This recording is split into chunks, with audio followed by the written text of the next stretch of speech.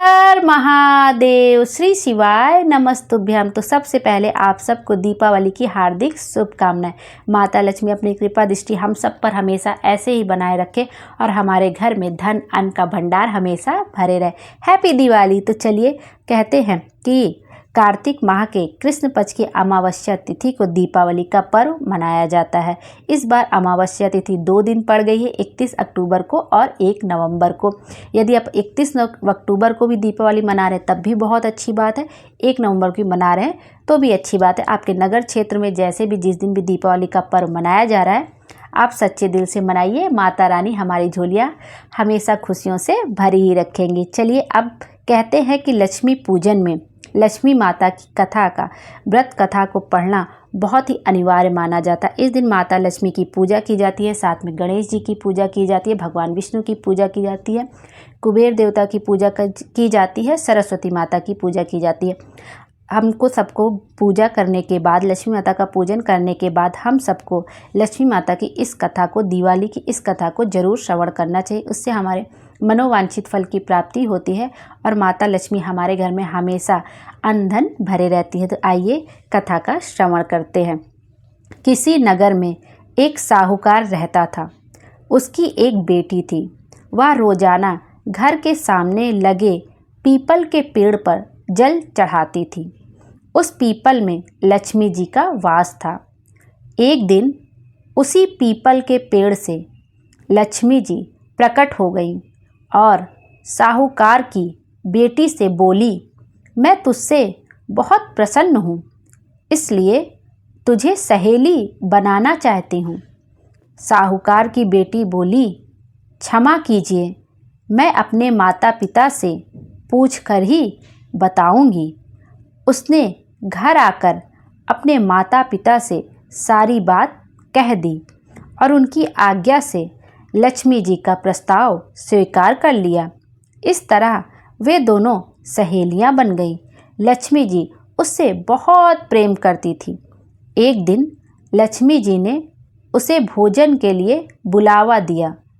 जब साहूकार की बेटी भोजन करने के लिए पहुंची तो लक्ष्मी जी ने उसे सोने चांदी के बर्तनों में खाना खिलाया, सोने की चौकी पर बिठाया और उसे बहुत कीमती रेशमी कपड़े ओढ़ने पहनने के लिए दिए। इसके बाद लक्ष्मी जी ने कहा कि कुछ दिन बाद मैं तुम्हारे यहाँ आऊँगी। साहूकार की बेटी ने हाँ कर दी और घर चली गई। उसने जब सारी बातें माता पिता को बताई तो वे बहुत खुश हुए, लेकिन बेटी कुछ सोचकर उदास होकर बैठ गई। जब साहूकार ने इसका कारण पूछा तो उसकी बेटी बोली, लक्ष्मी जी का वैभव बहुत बड़ा है, मैं उन्हें कैसे संतुष्ट कर सकूंगी। यह सुनकर पिता ने कहा कि घर की जमीन को अच्छी तरह लीपना और अपनी पूरी श्रद्धा से रूखा सूखा जैसा भी भोजन बन सके उसे बहुत प्रेम से लक्ष्मी जी को खिला देना। पिता बात पूरी ही करने वाले थे कि एक चील कहीं से उड़ती हुई आई और बेशकीमती 9 लखा हार साहूकार के आंगन में गिराकर चली गई। यह देखकर साहूकार की बेटी खुश हो गई। उसने पिता की बात मानी और घर को सुंदर तरीके से सजाया। जमीन की सफाई लिपाई की। चील ने जो हार उनके घर में गिराया था उसे बेचकर लक्ष्मी जी के लिए अच्छे भोजन का इंतजाम किया। उन्होंने सोने की चौकी और रेशमी दुसाला खरीदा। जब लक्ष्मी जी घर आई तो साहूकार की बेटी ने उन्हें सोने की चौकी पर बैठने को कहा। इस पर लक्ष्मी जी ने कहा, इस पर तो राजा रानी बैठते हैं। इतना कहकर वह साफ जमीन पर ही आसन बिछाकर बैठ गई और बहुत प्रेम से भोजन किया। वह साहूकार के परिवार के आदर सत्कार से बहुत खुश हुई और उनका घर सुख संपत्ति से भर गया। हे लक्ष्मी माता, जिस तरह आपने साहूकार के परिवार पर अपनी कृपा बरसाई, उसी तरह सबके घरों को सुख संपत्ति से भर देना। जो भी इस कथा को पढ़े, उसका श्रवण करे, उसको मनवांछित फल की प्राप्ति हो। तो चलिए अब देख लेते हैं माता लक्ष्मी के दीपावली के पूजन में माता लक्ष्मी के इन 8 स्वरूपों के बारे में भी हमें जानना चाहिए। यदि आपके पास वैभव लक्ष्मी व्रत की कथा हो, कथा की किताब हो, तो आपको उसमें माता लक्ष्मी के 8 स्वरूपों के दर्शन हो जाएंगे। तो जब आप लक्ष्मी जी का पूजन करिए शाम के समय, तो साथ में माता लक्ष्मी के इन 8 स्वरूपों का भी आपको दर्शन करना चाहिए। कहते हैं कि इन अष्टलक्ष्मी की पूजा करने से, उनका दर्शन करने मात्र से ही हमारी सारी मुसीबतें टल जाती हैं, जीवन के हर संकट दूर होते हैं और जीवन में सुख समृद्धि बनी रहती है। और दीपावली पर हम गणेश भगवान और माता लक्ष्मी के साथ में अष्टलक्ष्मी की भी पूजा अवश्य करनी चाहिए। यदि आपके पास वैभव लक्ष्मी व्रत की कथा की किताब हो, तो आप उस किताब को भी पूजा में रख सकते हैं। और साथ में जब आपकी पूजा खत्म हो जाए, तो जितने भी उसमें चित्र बने रहते हैं माता लक्ष्मी के अष्टलक्ष्मी के, उनका दर्शन आपको जरूर करना चाहिए। यहाँ पे मैं 8 स्वरूपों के बारे में आपको बता देती हूँ, जिससे कि यदि हम दर्शन नहीं भी कर पाएँ, तो हमें लक्ष्मी व्रत की कथा जो हम पढ़ रहे हैं, उसका हमें पूरा फल मिल सके। आइए देखते हैं। सबसे पहले जो माता लक्ष्मी का स्वरूप है, वो है आदि लक्ष्मी। यह जीवन की राह पर हमारा मार्गदर्शन करती हैं, ताकि हम अपनी आध्यात्मिक समृद्धि को बढ़ाते रहें। यह देवी हमें अपने भीतर झांक कर आत्मा को खोजने और महसूस करने में सहायता करती हैं। इससे हम भय से मुक्त होकर संतोष और आनंद को पा सकते हैं। दूसरा जो लक्ष्मी जी का स्वरूप है, वो धन लक्ष्मी स्वरूप है। जो लोग धन को ही लक्ष्मी मानकर जमा करते जाते, वे हमेशा दुखी रहते हैं। इसलिए धन का हमेशा सदुपयोग करना चाहिए। इससे हम अपनी इस दुनिया को सबके लिए बेहतर जगह बना सकते हैं।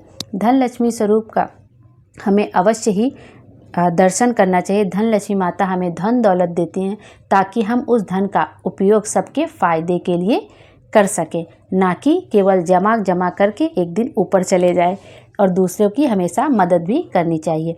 तीसरा जो माँ लक्ष्मी का स्वरूप है, वो धान्य लक्ष्मी है। धान्य लक्ष्मी खुश होकर हमें खुशहाल जीवन देती हैं, जिससे हम इसे खुलकर जी सकें, हमारे खाने पीने में किसी चीज़ की कमी ना हो। यह अन्न की देवी भी हैं और हम सबके अन्न के भंडार भरे रखती हैं। इसलिए धन लक्ष्मी के साथ साथ धान्य लक्ष्मी की भी ज़रूरत होती है। बोलो धान्य लक्ष्मी माता की जय। अब आप देखते हैं गज लक्ष्मी माता के स्वरूप को। हमें राशि, ठाट बाट और गरिमापूर्ण जीवन गज लक्ष्मी माता से ही मिलता है। हमारा खजाना हमेशा भरा रखती हैं। हम दूसरों का जीवन भी समृद्ध बनाने का काम कर सकते हैं, क्योंकि यह उर्वरता और समृद्धि की देवी हैं। इनकी कृपा से धन, वैभव और समृद्धि का आशीर्वाद मिलता है। जय हो गज लक्ष्मी माता की, संतान लक्ष्मी माता की जय हो। अब आइए संतान लक्ष्मी माता के स्वरूप का दर्शन करते हैं। संतान लक्ष्मी माता हमारे परिवार को समृद्ध करती हैं। परिवार में माता पिता, भाई बहन, बेटा बेटी, जीवन साथी तो आते ही हैं, हमारे बौद्धिक व आध्यात्मिक मित्र भी शामिल हैं। समृद्धि से तात्पर्य धन संपदा, स्वास्थ्य, धन, बौद्धिक धन और आध्यात्मिकता से भी है। इससे हम लंबा और सक्रिय जीवन जीते हैं। बोलो संतान लक्ष्मी माता की जय। अब हम माता लक्ष्मी का देखते हैं। वीर लक्ष्मी या धैर्य लक्ष्मी माता के स्वरूप का दर्शन करते हैं। हमें साहस और धैर्य देने वाली देवी हैं माता वीर लक्ष्मी। यह जीवन में विपरीत परिस्थितियां आने पर उसका सामना करने की हिम्मत देती हैं। हम भारी बाधाओं के आने पर भी बिना घबराए आगे बढ़ने में सक्षम होते हैं। इसलिए धैर्य लक्ष्मी होने से ही जीवन में तरक्की मिल सकती है। आइए अब विद्या लक्ष्मी माता का स्वरूप का दर्शन करते हैं। इनके पास ज्ञान का खजाना है। इनके पूजन से ही हमें शिक्षा और ज्ञान का यह खजाना प्राप्त होता है। हम जीवन के सभी उतार चढ़ावों को और हर पक्ष को समता के भाव से संभाल सकते हैं। विद्या के आने पर ही जीवन में स्थिरता आती है और ज्ञान का सही उपयोग किया जा सकता है। अब विजय लक्ष्मी माता का स्वरूप का दर्शन करते हैं। विजय लक्ष्मी माँ हमें जीवन के हर मोर्चे पर विजय दिलाती हैं। सबसे ज़रूरी है कि हम अपने पांचों विकारों काम, क्रोध, लोभ, मोह और अहंकार पर काबू पाएं। विजय लक्ष्मी माता ही मनोविकारों और हमारे आध्यात्मिक परिवार को विजय पाने के योग्य बनाती हैं। इस तरह से हमने माता लक्ष्मी के 8 स्वरूपों का सच्चे दिल से दर्शन किया। माता रानी हम सब पर अपनी कृपा बनाए रखें। इस तरह से दीपावली की यह कथा समाप्त होती है। दीपावली के लक्ष्मी जी की एक पौराणिक कथा और भी बहुत ज़्यादा प्रचलित है, चलिए उसका भी श्रवण कर लेते हैं। एक बार कार्तिक मास की अमावस्या को लक्ष्मी जी भ्रमण पर निकली। चारों ओर अंधकार व्याप्त था। वे रास्ता भूल गईं। उन्होंने निश्चय किया कि वे रात्रि को मृत्युलोक में गुजार लेंगी और सूर्योदय के पश्चात बैकुंठ धाम लौट जाएंगी। किंतु उन्होंने पाया कि सभी लोग अपने अपने घरों में द्वार बंद कर सो रहे हैं। तभी अंधकार के उस साम्राज्य में उन्हें एक द्वार खुला दिखा, जिसमें एक दीपक की लौ टिमटिमा रही थी। वे उस प्रकाश की ओर चल दी। वहां उन्होंने एक वृद्ध महिला को चरखा चलाते हुए देखा। रात्रि विश्राम की अनुमति मांगकर वे उस बुढ़िया की कुटिया में रुक गईं। वृद्ध महिला लक्ष्मी देवी को बिस्तर प्रदान कर पुनः अपने कार्य में व्यस्त हो गई।